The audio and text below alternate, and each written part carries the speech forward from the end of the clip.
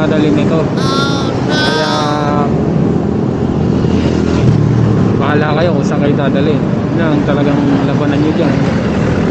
Pero okay lang din naman kasi kuha na lang kayo pa uwi. So waiting tayo. Mas mabilis kasing pasukan pag naka-auto accept. Pagka hindi kayo naka-auto accept, kahit nandiyan kayo sa paligid, hindi sa inyo papasok yung booking, priority pa rin yung mga auto accept. Kaya mag auto accept na lang kayo. Tapos pagka ayaw nyo ng booking, pa-change rider nyo na lang. So sabi nyo na lang maayos yung customer, diba? Oh yan, nakadalawang cancel na ako. Yung isa kasi naghanap ng backpack sa atin pumasok. Tapos itong isa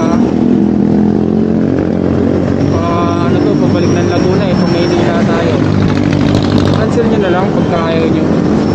Kasi wala napasok pagka hindi kayo naka-auto accept. Alam mo, kahit nasa malayo ako, pinapasukan ako. Sabi na malapit yan, no? Sa akin pumasok. Yun ang advantage ng ng naka-auto accept.